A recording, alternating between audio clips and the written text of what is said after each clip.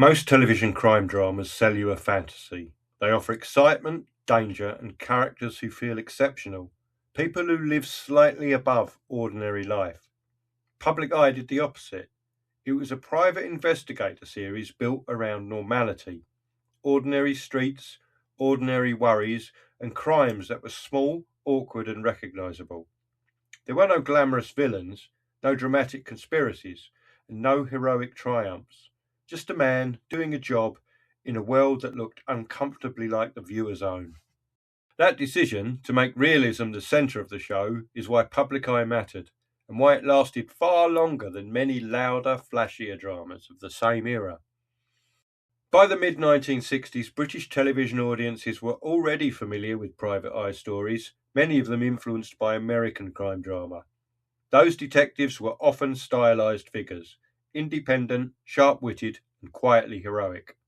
Public Eye removed that mythology.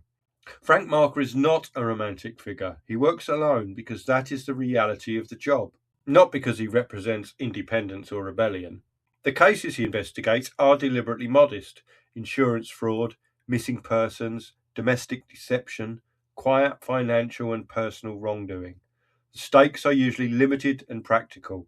People hire Marker because they are confused, anxious, or desperate, not because the fate of anyone's life, let alone the nation, is at risk. This places Public Eye closer to social realism than to crime fantasy. The series depends heavily on Alfred Burke's central performance. Burke plays Marker as tired, watchful, and professionally stubborn. He is not charming, and he is rarely impressed by what he uncovers.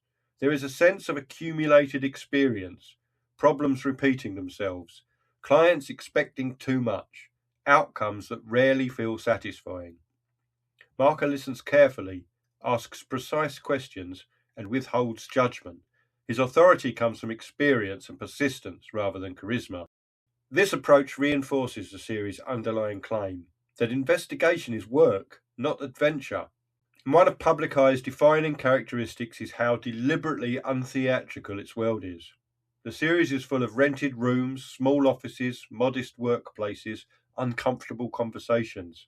People hesitate, they contradict themselves, they reveal information slowly, often unintentionally.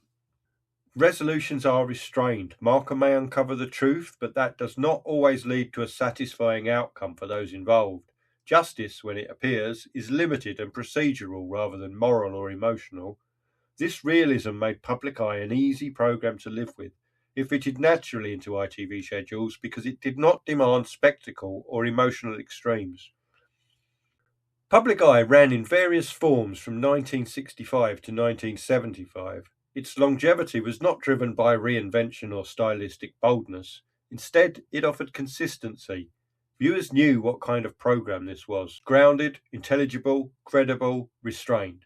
It did not chase trends aggressively, nor did it attempt to escalate its premise. It simply returned week after week to a particular corner of British life and examined it carefully.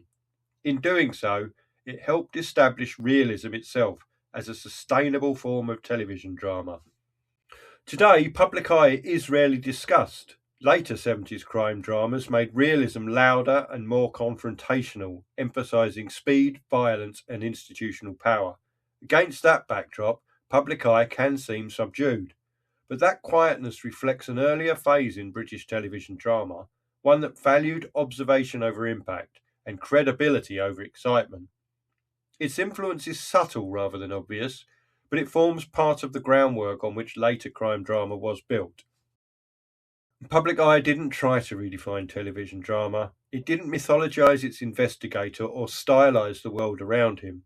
It simply reflected how people already lived and trusted that careful observation was enough to hold an audience. And that same belief, that realism itself can be compelling television, would quietly shape a great deal of British drama that followed.